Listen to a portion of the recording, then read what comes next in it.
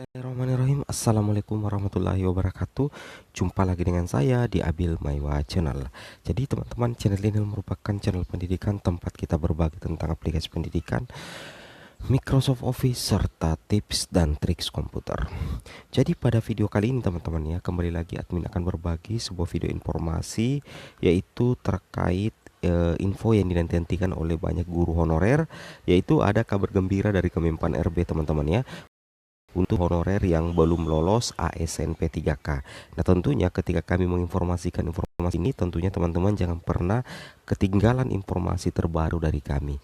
Oke, Bapak Ibu guru, tanpa berbasa-basi lagi, kita langsung saja cek di TKP. Jadi di sini teman-teman ya, kami sudah mendapatkan file resmi dari Kementerian Pendayagunaan Aparatur Negara dan Reformasi Birokrasi terkait rekrutmen P3K bidang pendidikan tahun 2022. Nah, yang mana di sini ada asisten deputi perencanaan jabatan perencanaan dan pengadaan SDM aparatur deputi SDM aparatur. Nah, di sini teman-teman perlu pahami bahwa untuk rekrutmen P3K jabatan fungsional guru tahun 2022, tentunya kita tidak bisa lepas dari rekrutmen P3K guru jabatan fungsional guru tahun anggaran 2021. Yang mana di sini di penetapan kebutuhan formasi P3K jabatan fungsional guru tahun 2021, di sini sudah jelas ya, untuk guru P3K jumlah kebutuhannya itu sekitar 1 juta. Kemudian jumlah penetapannya ternyata hanya 506.252.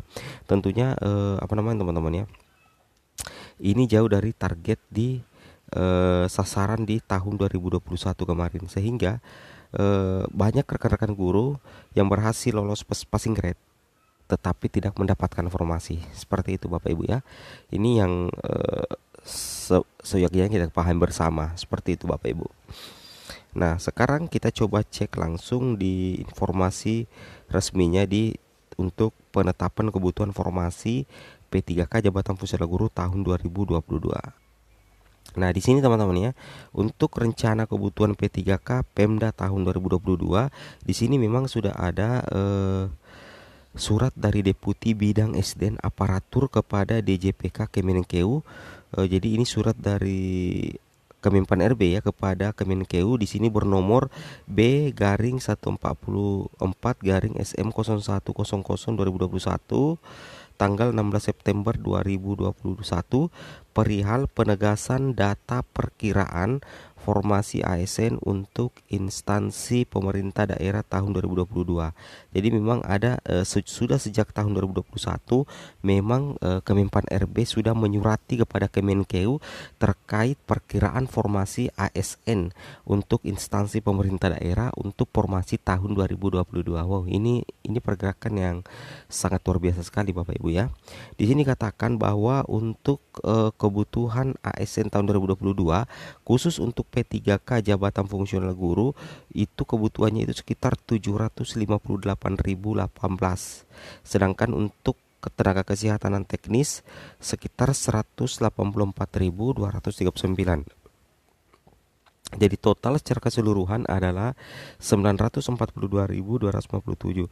Jadi memang ya, untuk jabatan fungsional guru memang itu yang terbanyak teman-teman ya. Ini hampir lebih dari setengah juta ya. Setengah juta untuk kebutuhan ASN tahun 2022 untuk P3K jabatan fungsional guru. Kemudian kita lanjut lagi.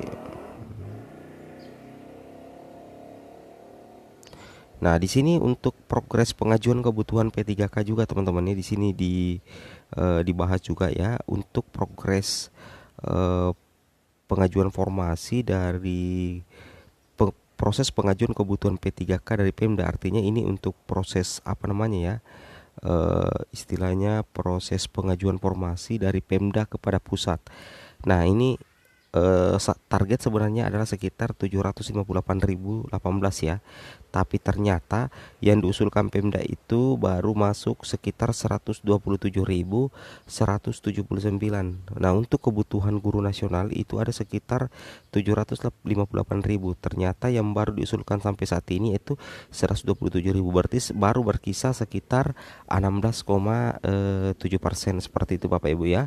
Nah, Jadi tentunya ini menjadi catatan penting dari Kemendikbud ya dan Kemenpan RB untuk bisa mendorong Pemda agar bisa mengajukan formasi agar kebutuhan guru nasional itu bisa tercapai, yaitu sekitar 758.018. Nah, di sini kita lanjut lagi untuk mekanisme rekrutmen sebelumnya. Di sini memang sudah jelas ya. Kita langsung lanjut untuk rencana mekanisme baru rekrutmen P3K guru. Nah, ini yang versi terbaru ada 3 ya, dan ini menjadi kabar gembira untuk rekan-rekan guru. Yang pertama itu adalah pengusulan formasi oleh Pemda berdasarkan data rekomendasi Kemendikbudristek. Yang kedua, penetapan kebutuhan formasi oleh Kemenpan RB.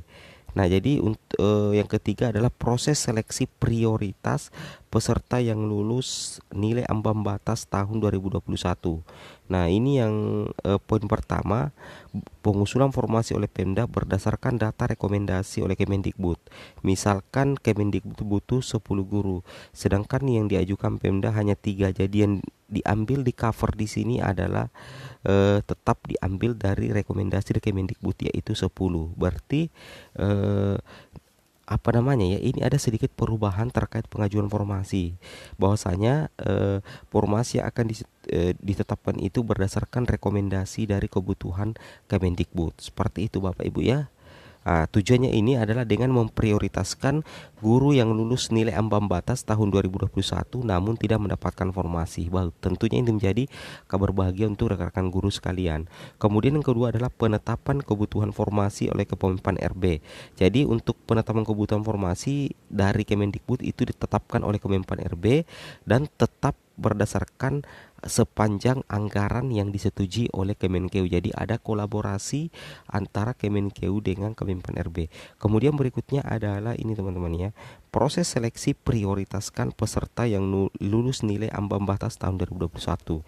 Tentunya ini menjadi kabar bahagia ya, bahwasanya di P3K 2022 nantinya akan memprioritaskan peserta yang lulus nilai ambang batas ya untuk tahun 2021.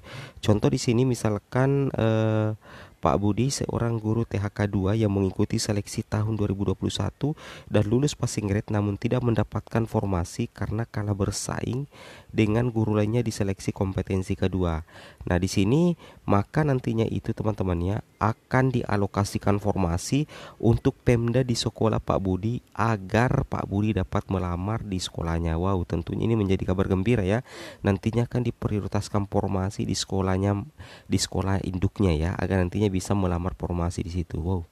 Nah, kemudian guru yang belum lulus passing grade pada P3K tahun 2021 dan peserta umum tetap dapat melamar sebagai P3K guru tahun 2022. Nah, tentunya ini menjadi kabar gembira teman-teman ya. Jadi ada 3 kabar gembira. Yang pertama itu nanti pengusulan formasi oleh Pemda itu berdasarkan data rekomendasi dari Kemendikbud. Yang kedua, penetapan kebutuhan formasi oleh Kemenpan RB sepanjang anggaran disetujui oleh Kemenkeu. Dan nantinya yang ketiga adalah proses seleksi prioritas peserta yang lulus nilai ambang batas tahun 2021. Seperti itu. Oke, mungkin cukup sampai di sini informasi dari kami, semoga bermanfaat. Wabillahi taufiq wal hidayah. Assalamualaikum warahmatullahi wabarakatuh.